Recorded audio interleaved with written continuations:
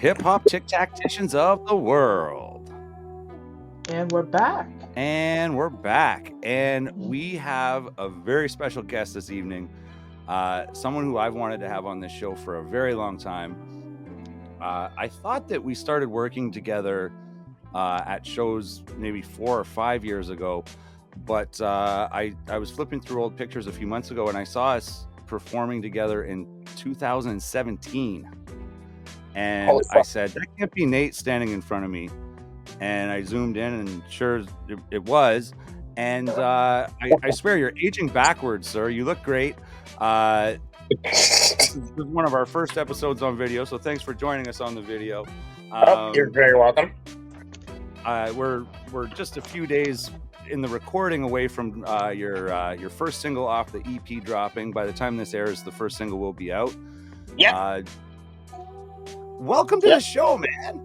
Thank you very much. This is a huge honor to be here. I think this is my very first interview, and it's crazy that I'm doing it with people that are so close. Apparently, since 2017.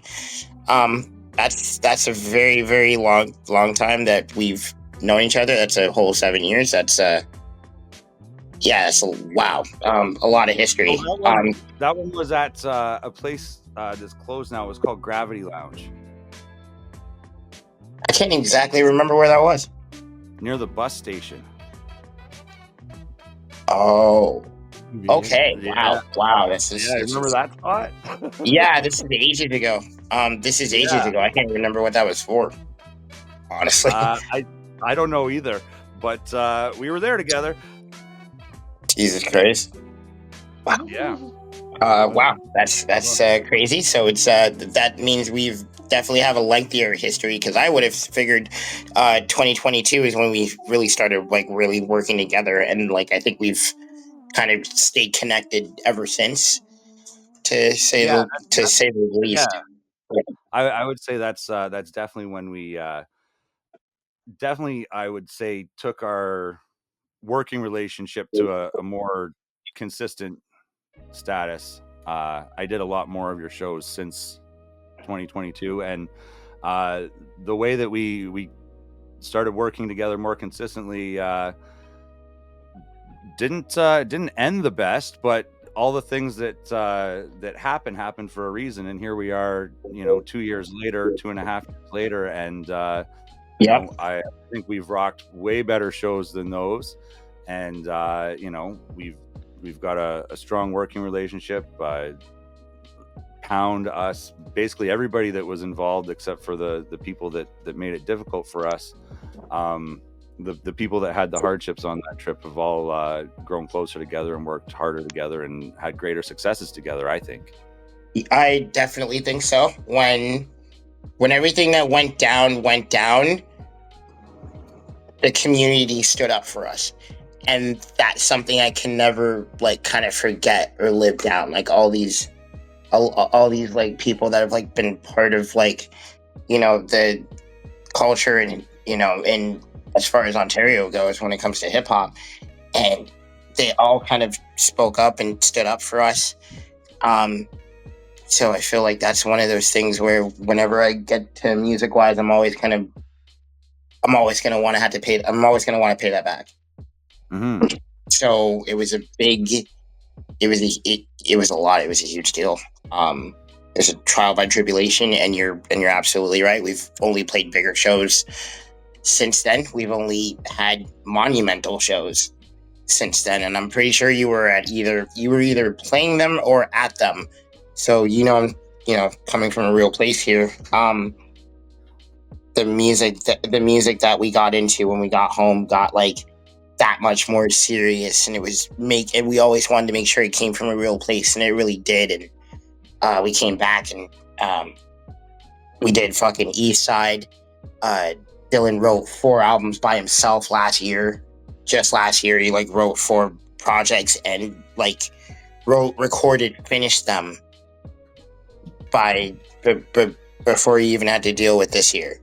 So it changed our work ethic. It changed how we looked at our performances.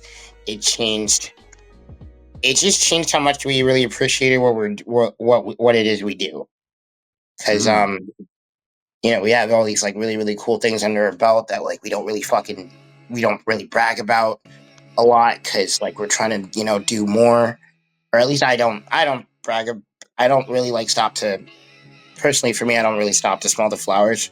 I'm always kind of thinking about the next big thing, and Dylan always always kind of remembers to be proud of the moment that like we're standing in that very time. He's very present when we're doing things like that, and that's what made the show so active, is that we always leave the show kind of being like, okay, next time we get back on stage we need to do this and this has to be tighter, this has to be wicked, I'm gonna throw the water, not you, and or something like Don't that. throw it Like, near the sound and lighting equipment, please. sorry?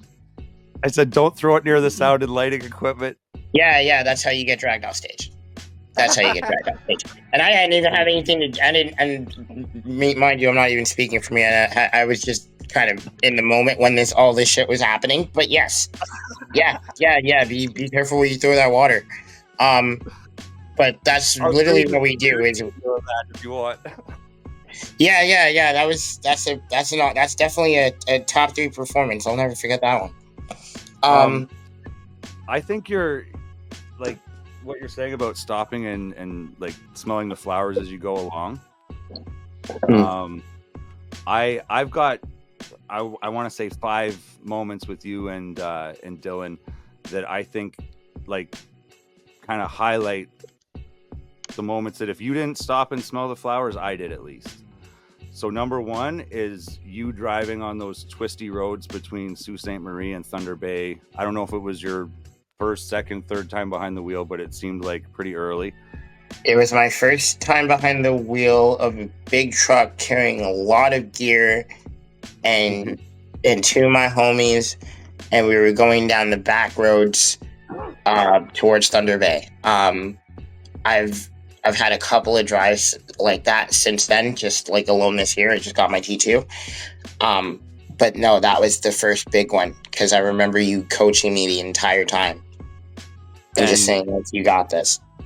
And I know that, I can be a critic, especially when people are driving my vehicle. And I'm sure, it's not always easy having Dylan give you instructions over your shoulder either. So the way that you drove that day and like, you did fantastic, but I'm sure it made driving, this kind of landscape easy afterwards. So I hope you soaked up that moment when you guys stopped and took a picture, because that was pretty cool. The next day in Thunder Bay, when you guys did somehow, and I'm guessing probably none of the audience knew who you were. They were there to see Roni, but they were all rocking with you guys on Somehow. You won that whole crowd over that night. That was a wicked. I do remember that night. We a lot of people came to the merch table to come say hi to us and come hang out with us and be like, "Where are you guys from? Where do we find more of your music? Like, where do we find more of your gear? Do you have gear in our size?" Like, it was a lot of love that first night. That's the best thing you can hope for when you go into a town where, like I said, potentially nobody knows you there, but when you have a performance that's that compelling and energetic and I think believable because it's authentic, it wins the audience over and they come visit the merch table. And my hat goes off. Yeah. Yeah, a lot of people came by to say hi, and they were really down with the Stone Kings movement after we got off stage, and especially like with Somehow. Somehow's probably like one of the realest songs we ever wrote because of like we wrote it in 2020 when all this shit was going down with with George Floyd dying and that poor lady getting thrown off a roof out here in Toronto at High Park. Like, there was a lot of crazy shit that was kind of going on at the time, and we wrote from a real place. I think that's probably one of the realest songs we ever wrote. So every time we gotta we perform it, I think it's like the strongest song we've ever really get down and perform. Everybody's kind of singing it with us and jamming it and shit. But yeah, that when we brought it in Thunder Bay, that was such a good vibe. It's a really good vibe. But hey, what's moment number 3? Moment number 3 is the same song. What's moment number 3 though? Moment number 3 is the same song, but with me watching from a totally different perspective. I was in the audience at the Opera House. I think it was Dave East that you were opening for that night, maybe? Oh, shit. Oh, that was a good one. See, that was one of my, that's a night I'll never forget. That was probably, as far as like a hip-hop MC, that was probably like one of my highest honors, was opening for Dave East. So that's a good one. That's a good one. We were on fucking point that night. You definitely were.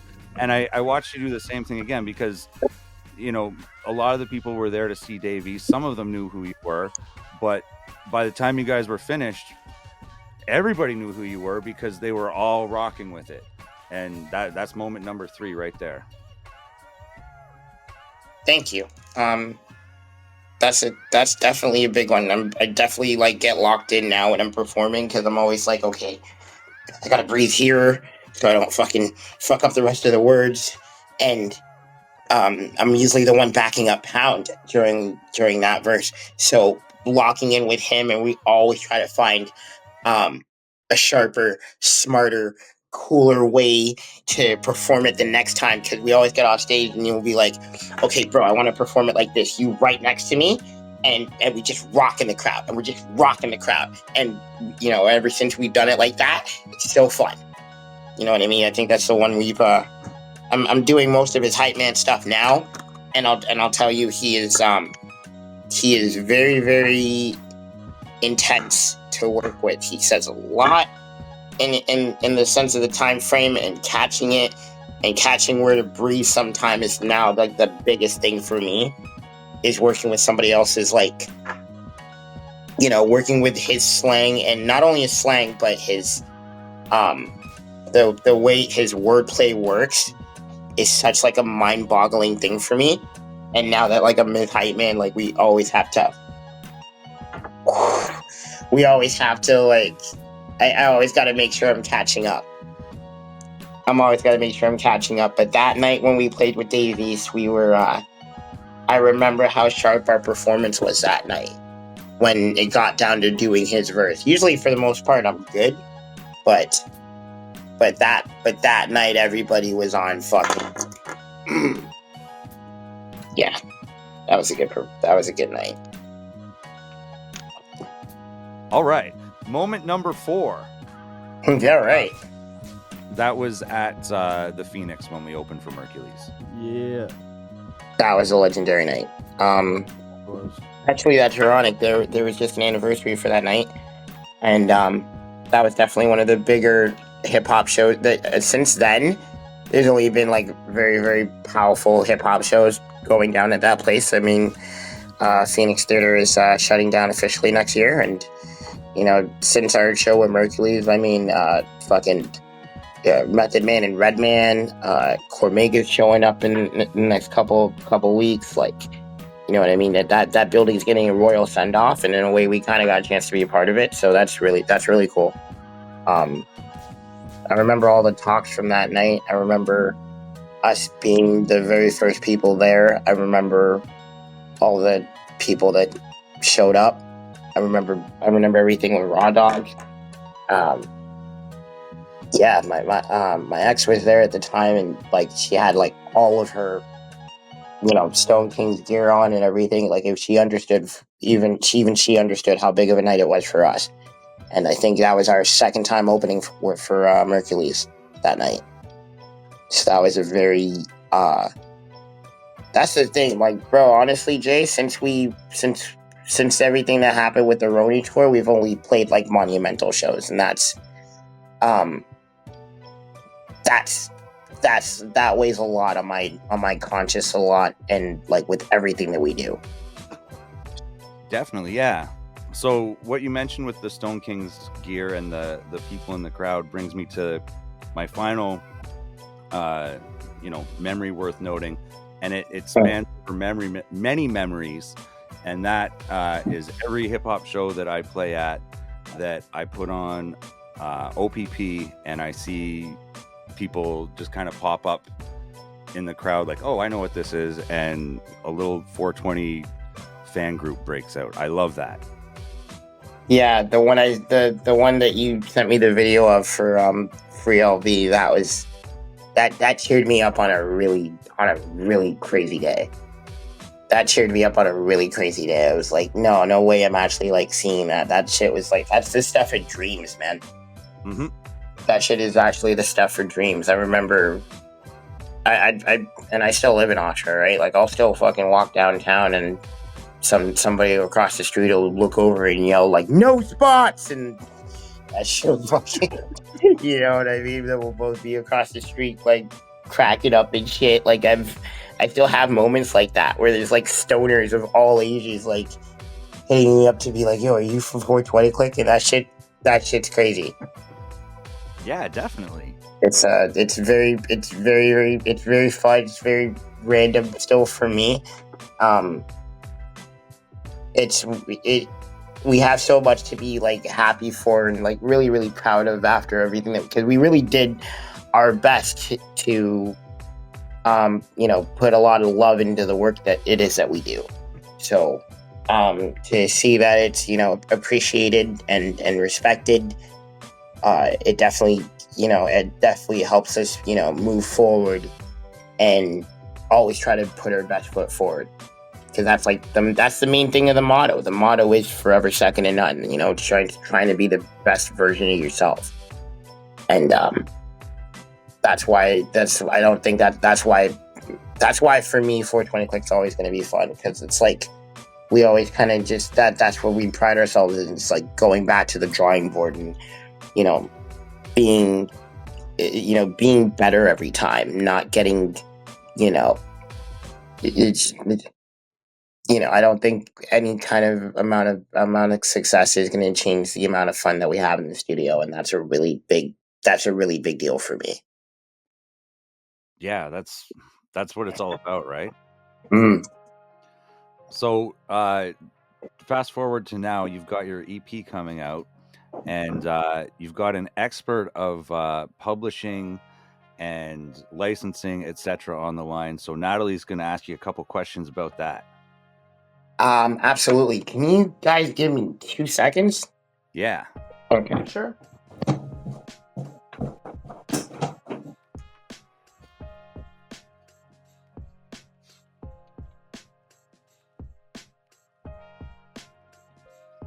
Is it clearer with the video off, Nat? Yeah, it's definitely better. I found it better too.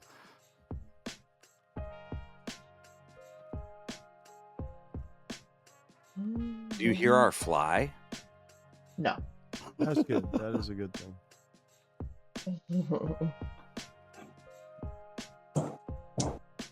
What's one of the song names? Okay, and I'm back. And he's back. All right. So Green Day's coming out on Friday. The rest of the EP is coming out later this month. And yes. Natalie's here to talk about doing it proper on the collecting money afterwards side. Okay. Yeah. I'm just sounds like you've been putting in quite a bit of work, and I would really, really hate to find out that you haven't been protecting your intellectual works. So tell me about how you've been doing that. I did sign a contract to kind of I signed a contract with Motive Music Canada recently in order to kind of help me navigate the whole publishing and everything aspect of it. Just because I had really no idea what we were doing. Mainly for 420 Click, we basically have just been getting our cash off of like getting the CDs pressed and stuff like that. We don't usually like rely on anything digital, I guess, to kind of bring in the money. So, okay. This is a very different chapter for me, and I'm still trying to navigate and learn new things about the business side of it. I was usually always focused on the music, so now that I kind of got to try and handle everything, as much of it as I can, I kind of I reached out. That was mainly why I reached out to Motive Music, was to help with the publishing side of everything. Okay, so there's another side you also need to take a look at, and that would be you need to connect with SOCAN. That's a Society of Composers, Authors, and Music Publishers of Canada. And the reason why I say that is you need to have another source out there that's sniffing out the lost revenue that we're not seeing when your music is being played. And on top of that, if you're going to be promoting your shows and you want to get that extra cash because you get extra money for playing your music live, right? If you're playing at an establishment that hasn't licensed themselves to play music, then it's a fruitless cause. Literally a fruitless cause. You wouldn't be able to let SOCAN know that I just did this performance at this location.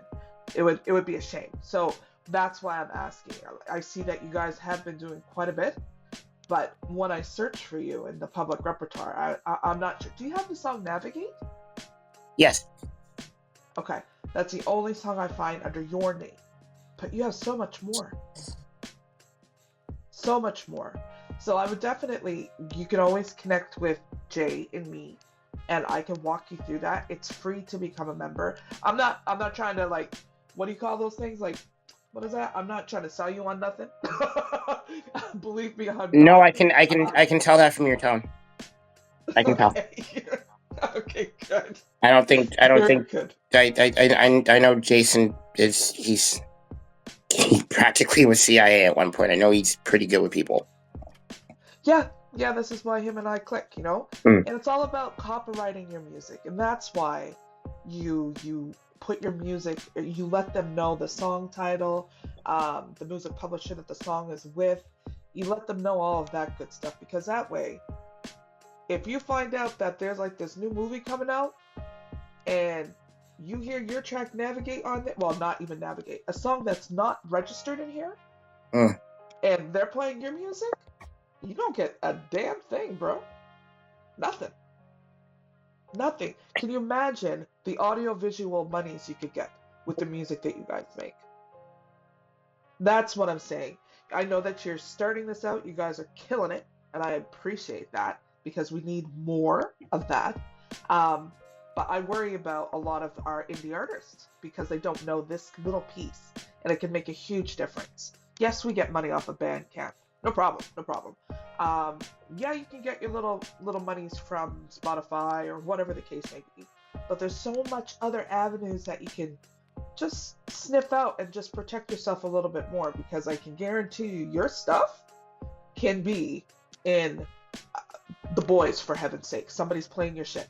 You know what I mean? The Boys, like the prime TV show, that crazy. I have a well, not that this I have a Billy. I'm a huge fan of The Boys. Huge fan. I actually have a tattoo of Billy Butcher, so it's kind of funny. I love it. It's a great show. Yes. Love it. Yeah. But yes, I would definitely recommend like just taking that time out and just chatting with us a little bit more, and we can help you make sure that you and your buddy Poundbanger, right? You guys are actually Poundbanger, Dylan. That's that's the collective. Those are the people that as far as I know, and as far as that's we could definitely use the help.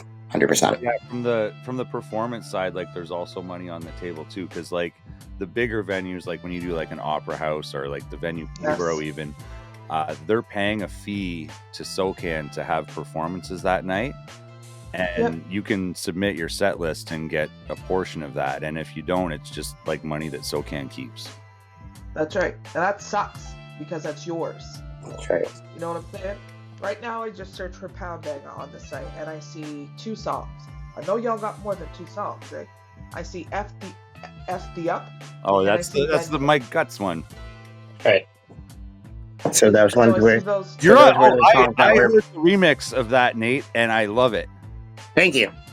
Thank you. Your part on that was really good. Yeah, they put me right next to Stitch and Casper, which are two MCs I genuinely grew up with. So that was a huge deal. Me and Mike got to label mates now. That's another huge deal. And now I'm just kind of trying to do my part so that I can help represent. And they gave me like a platform, I guess, in a sense to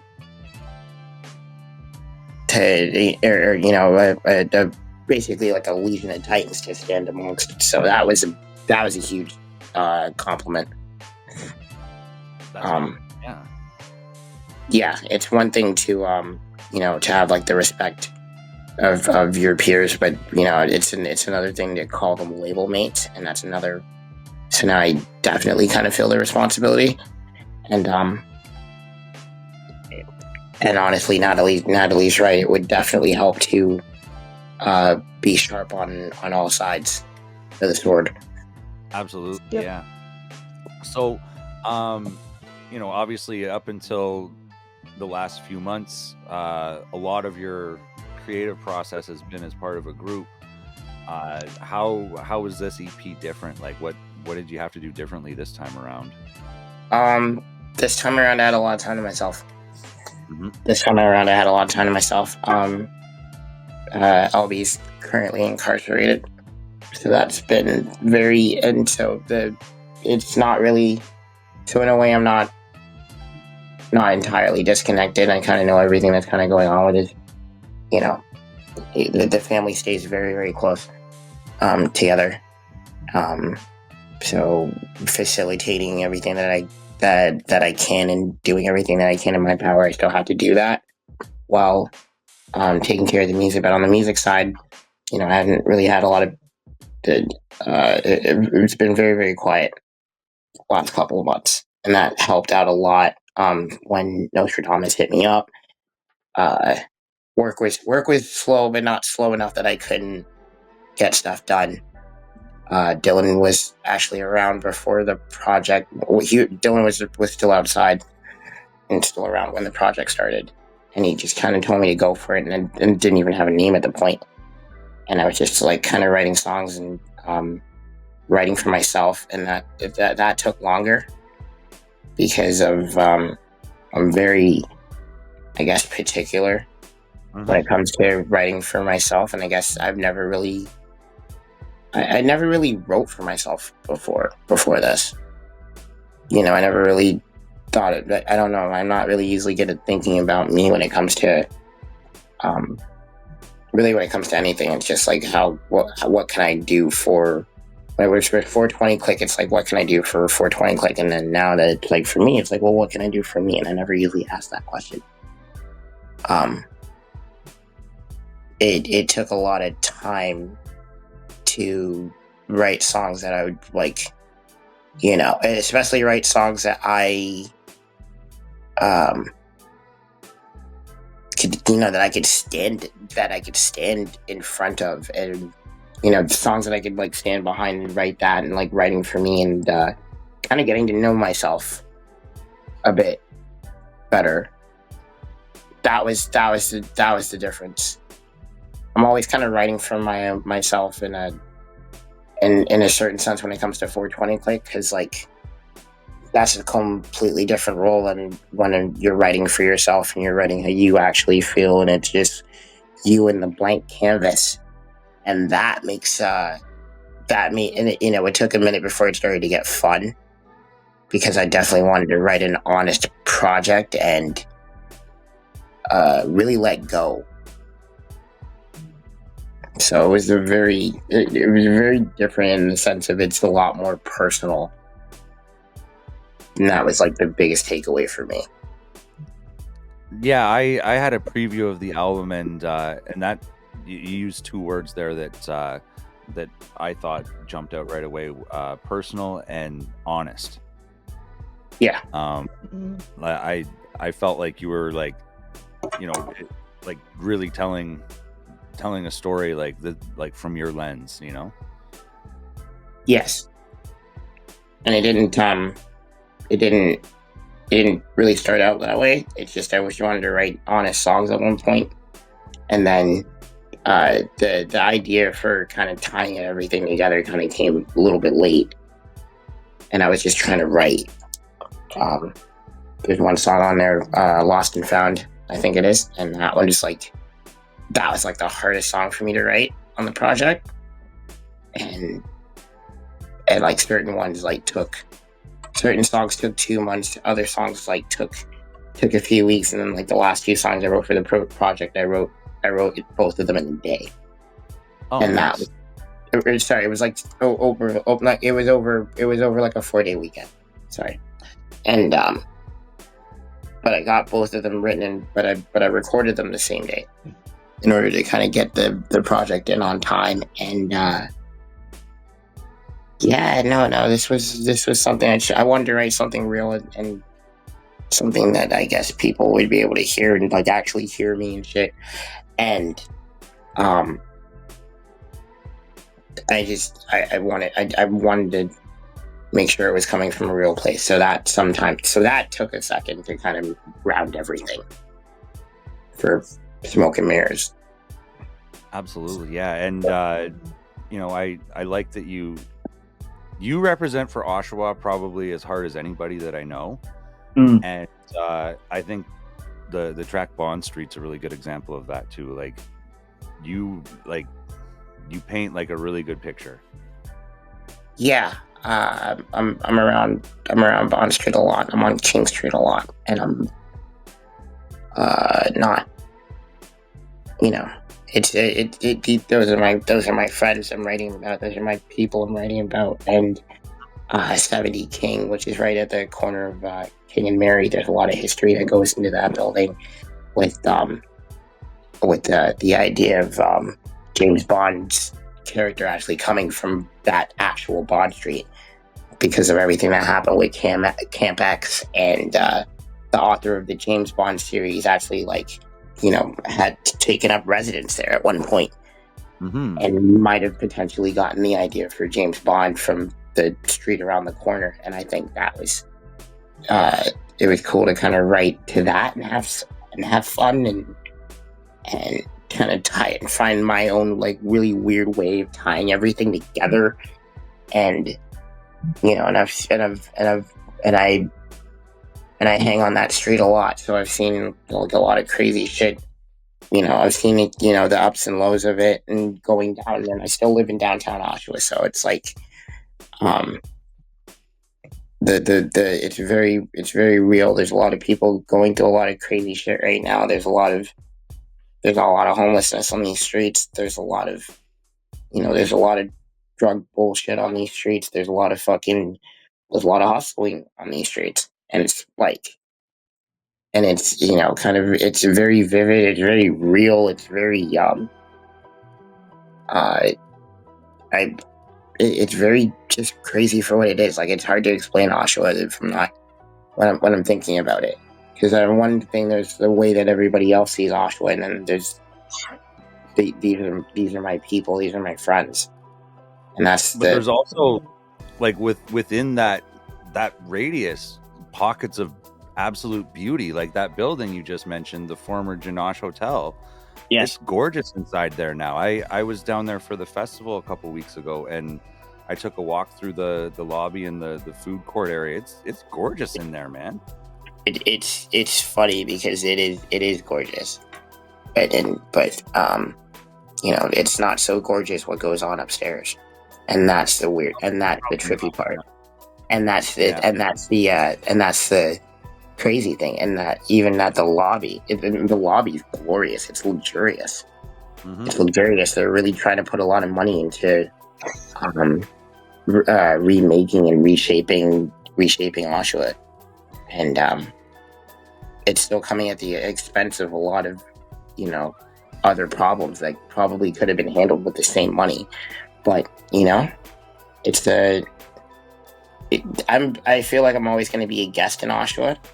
And that's why I'm never gonna. I'm always gonna try and give a keen observation or a clear pointed like a fair observation of what kind of goes on around here.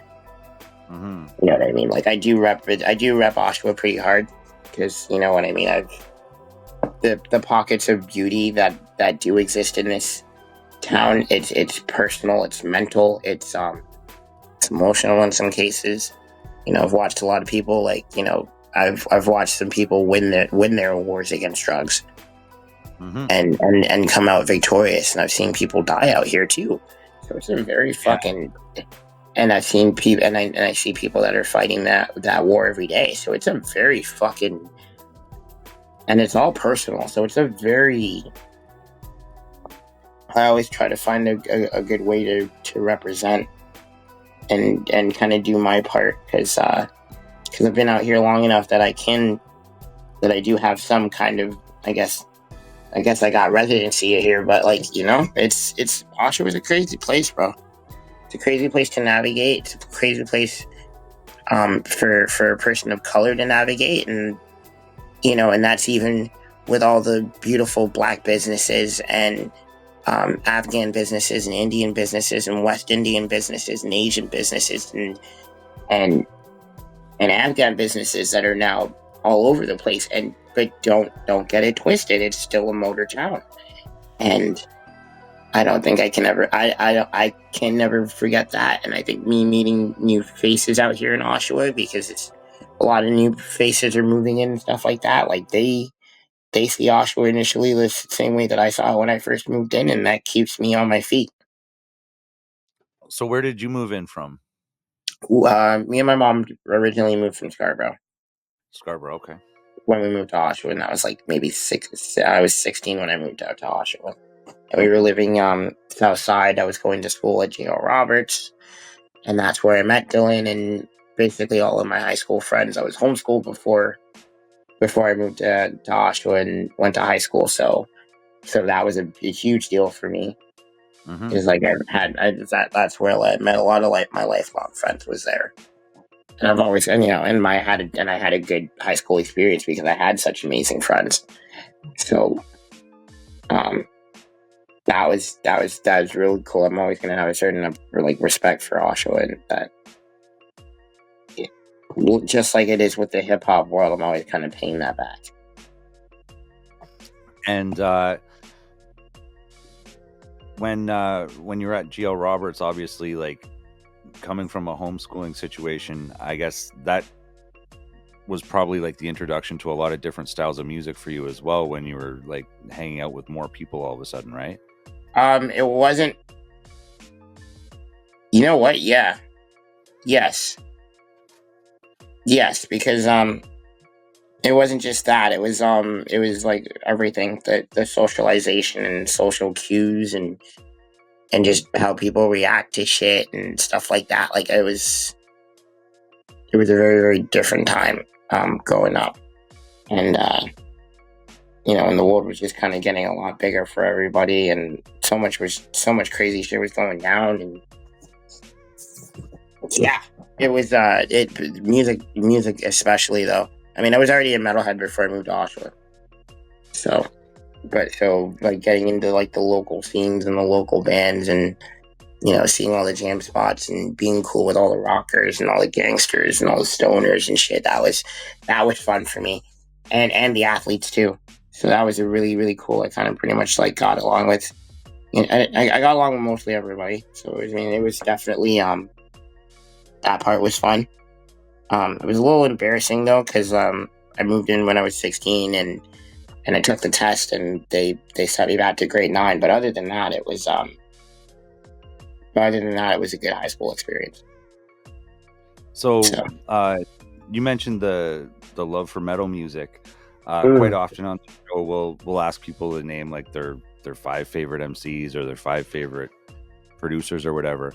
I want you to make your dream band. Who's in your dream band? And there can be MCs, there can be singers, there can be guitar players, keyboard players, drummer, whatever you want. Holy shit! Who's okay, so do I get like 5? Do I get like 5? How many members do I get? As many as you want. Oh shit! Build an orchestra if you want to. Well, don't say that because I want to work with everybody. Um, that's not fucking fair at all. Like, you gotta add like a limiting process to this shit or something. 6. Okay, there we go. That's a good one. Tom Araya, the guitarist, the bassist guitarist from Slayer. Okay. Fuck, what do I want for drums? Travis Barker for drums. Fuck yeah, that's my number 2. I can't think of the guy's name, but the DJ from Cypress Hill. Just because that would be fucking hilarious. Yes. Holy shit, okay. So that's the solid 3. Damn, that's a really good question. Who do I want a guitar? Oh, that's fucking funny.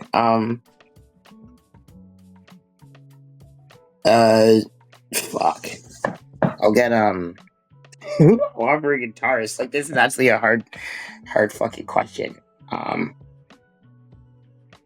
Fuck. Zach will play for you.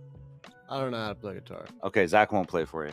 Zach won't play? Okay, fuck. I can't play guitar. I can play drums, but Travis Barker's way better. So Yeah. This is a dream band trying to. No, I hear that. It is good to know that you do play drums because I might have to hit you up for something later on, Zach. okay, but guitar. Fuck. Fuck. James Root from Slipknot for guitar. Because that would just be really cool. That's crazy. The lead, Chris Cresswell. I'll get him as another good guitarist and singer. Because that would be fun. Chris Cresswell from the Flatliners. It's a Toronto punk band. Okay. And they're pretty fucking amazing. Fuck, I get that. Now I'm down to one last member. Chuck D from Public Enemy. From Public Enemy. Because if there's 2 rappers and the other one should be Chuck D, that'd be dope. Yeah, I like that band. That's solid. Yeah, it's a very solid one. It's Yeah, you have completed the challenge successfully. Yeah, I'd say so. I'd be the youngest member, but just be like a little young kind of vet.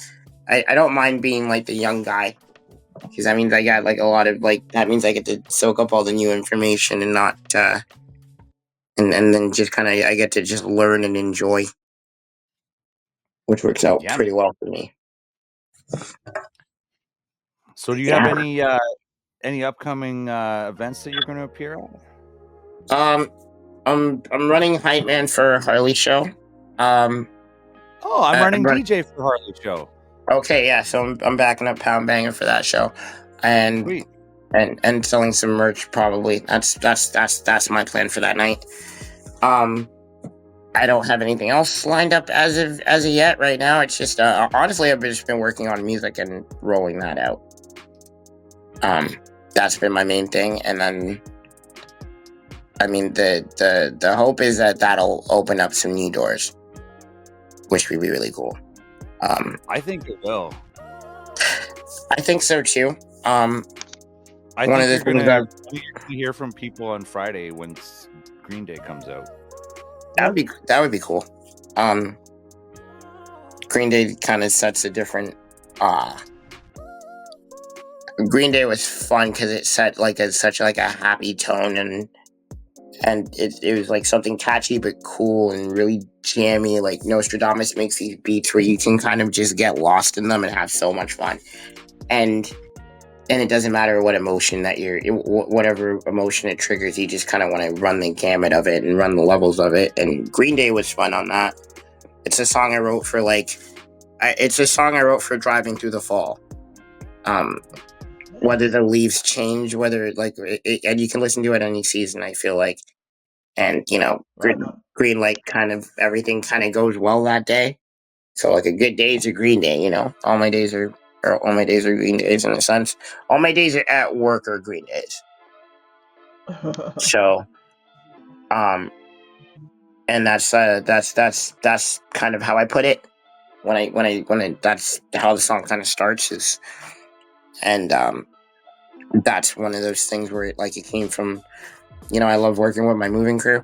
That's the job that I do on the side, and sorry, that's my primary job.